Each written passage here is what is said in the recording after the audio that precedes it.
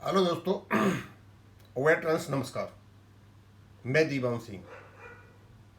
मैं बताना चाहूँगा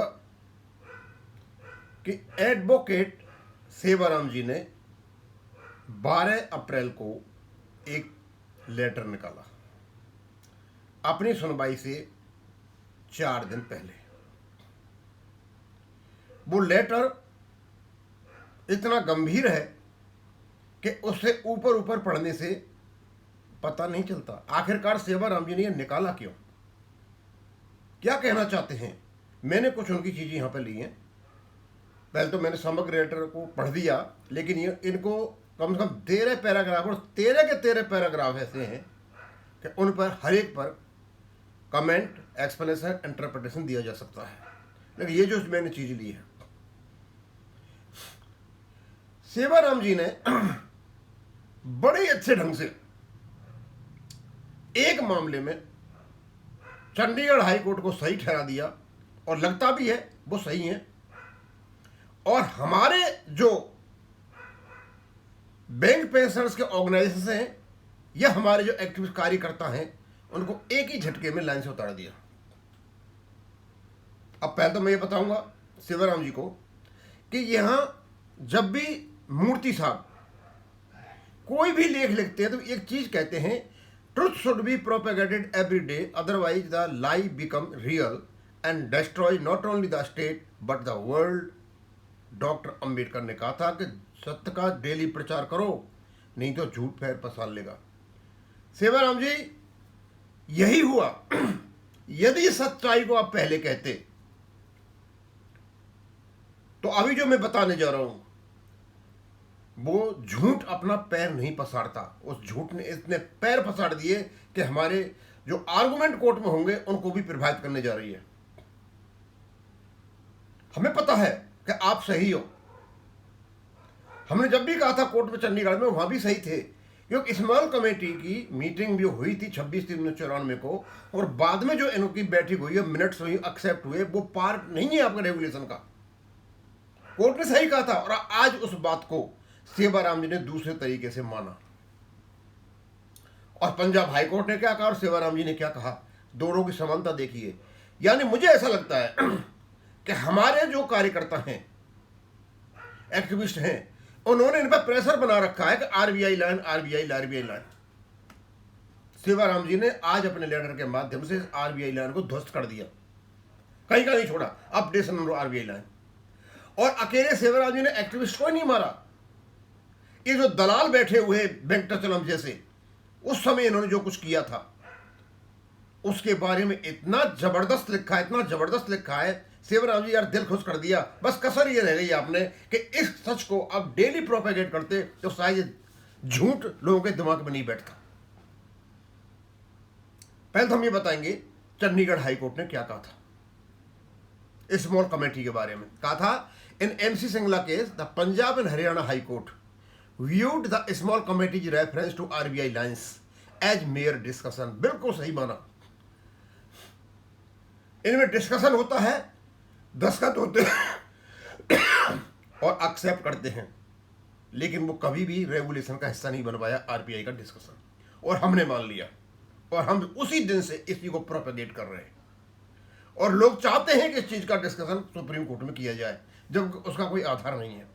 सेवाराम जी ने बता दिया अपने लेख से कि इसका डिस्कशन नहीं होगा, इररेलेवेंट है, इलॉजिकल है, इलीगल है, अनलॉफुल है।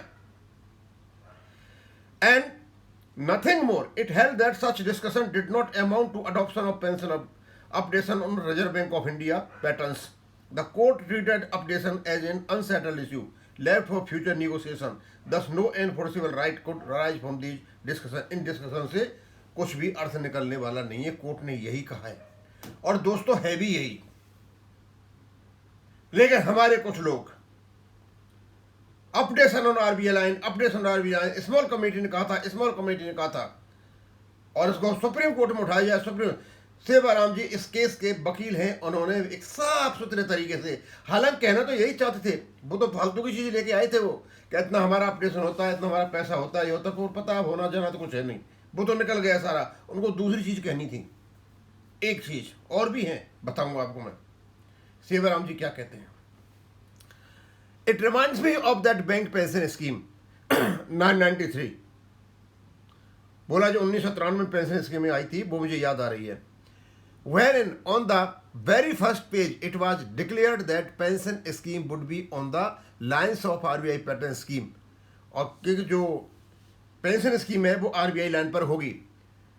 Under clause 12 of the settlement it was written that revision would be made more updation of pension updation, और उसमें clause 12 लिखा था कि जो अपडेशन होगा क्लॉज 12 के सारी की सारी चीज़ें रेगुलेशन में समाहित हैं।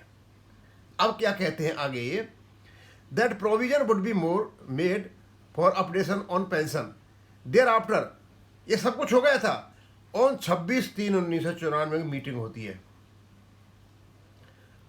The unions and IBA approved the draft pension regulation with A signed minutes, और इन्होंने आपस में जो अप्रूव कर दिया उसको देखो, that updation pension would be on lines of RBI pattern scheme.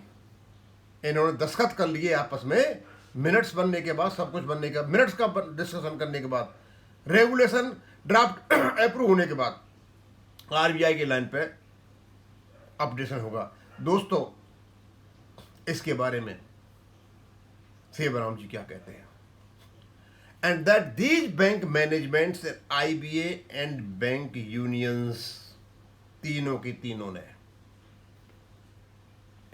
तीनों ने क्या कि had befooled the 8 lakh bank employees, 8 lakh bank pensioners को बेवकूफ़ बनाया था इन्होंने, जो 26/3/1994 को स्मॉल कमेटी की मीटिंग हुई थी ड्राफ्ट बनने के बाद, उसमें इन लोगों ने बेवकूफ़ बनाया।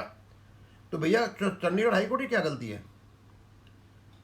चंडीगढ़ हाईकोर्ट तो सही कह रहा है कि वो रेगुलेशन का पार्ट नहीं है, और रेगुलेशन में लिखा भी नहीं है। फिर हम updation RBI line, updation RBI line कहते हैं, इसका मतलब सेवाराम जी ये कहना चाहते हैं कि भूल जाइए कि हम ये बात माननीय सुप्रीम कोर्ट में कहेंगे, क्योंकि उल्टी पड़ेगी। कह नहीं सकते हो, आपके रेगुलेशन में नहीं है। 8 लाख लोगों को बेवकूफ बनाया, वो सिर्फ डिस्कशन था जैसा कोर्ट ने कहा है। IBA bank unions had befooled the 8 lakh bank employees without reading the RBI pension scheme. RBI pension scheme को पढ़ा ही नहीं लोगों ने 1990 को, और मान लिया अपडेशन ऑन RBI लाइन, और अप्रूव भी कर दिया, एक्सेप्ट भी कर दिया, और उसके गीत भी गाते हैं। और क्योंकि ये झूठ जो है पैर पसार गई, क्योंकि आज जो सेवाराम जी ने रिविलेशन किया है, ये उद्घोषणा की है, यदि ये पहले होती तो लोग वहां से हट गए होते। अब क्योंकि वो दिमागों में जर्मिनेट कर गया। Which had no clause of provision for pension, जिसमें कोई पेंशन रिवीजन का क्लॉज है ही नहीं। हमारे में तो है। मतलब RBI के पेंशन रेगुलेशन में किसी भी प्रकार का पेंशन अपडेशन नहीं होता है 1994 में, और ये उसको मान लेते हैं कि RBI लाइन पे पेंशन अपडेशन होगा। लिखा हुआ नहीं था, इम्प्लाइड तो था, इम्प्लाइड तो CCS में लिखा, वहां भी इम्प्लाइड था, तो लिखना चाहिए था इम्प्लाइड है, इम्प्लाइड रिवीजन। दोस्तों आज ये जो रिविलेशन किया है सेवाराम जी ने, इसका मतलब ये हो गया, और बहुत अच्छा है कि इस पॉइंट को ये सुप्रीम कोर्ट में उठाने नहीं जा रहे हैं। और शायद मैं ये मान के चलता हूं कि सेवाराम जी का जो पत्र लिखने का जो उद्देश्य है वो यही रहा है कि इन पर प्रेशर पड़ रहा है कि अब RBI अपडेशन और RBI line, updation RBI line, ये इन पर प्रेस पड़ रहा है। उसको क्लियर करने के लिए इन्होंने ये लेटर लिखा। लोग इसके भाव को समझ ही नहीं पाए कि 16 तारीख को सुनवाई है, और हो सकता है क्रिटिसाइज भी हो। मैं तो बहुत पहले से कह रहा था RBI के 1990 में कोई अपडेशन नहीं लिखा हुआ है। CCS रूल 97 में कोई अपडेशन लिख, सब में इम्प्लाइड है। इम्प्लाइड तो RBI उसमें भी है, RBI में, लेकिन हमारे में लिखा हुआ है। किसी के मैंने सबसे ज्यादा सशक्त यदि रेगुलेशन तो हमारा है, और रेगुलेशन भाई बात होनी चाहिए, हमारे रेगुलेशन RBI का एक वर्ड भी नहीं है। केवल मीटिंग को एक्सेप्ट करना, और उन मीटिंग के पॉइंट्स को आप RBI के जो रेगुलेशन है अपने बैंकों का वहां नहीं आना, तो इसका मतलब वो कोई बहुत महत्वपूर्ण चीज नहीं है, वो वहीं पड़ा रहेगा। और कोर्ट ने सही इंटरप्रेट भी किया, लेकिन कोर्ट किसी भी हालत में 12-17 से नहीं मुकर सकता, उससे नहीं बच सकता, 56 से नहीं बच सकता। ये पेंडिंग केस जो पड़ा था सुप्रीम कोर्ट का, उसका RBI का बॉम्बे हाईकोर्ट में, एक चलते हुए केस को जुडिशियल प्रेसिडेंट नहीं बना सकता। बहुत 4 पक्के हैं। सेवाराम जी मैं आपको धन्यवाद देना चाहूंगा कि आपने बड़े अच्छे तरीके से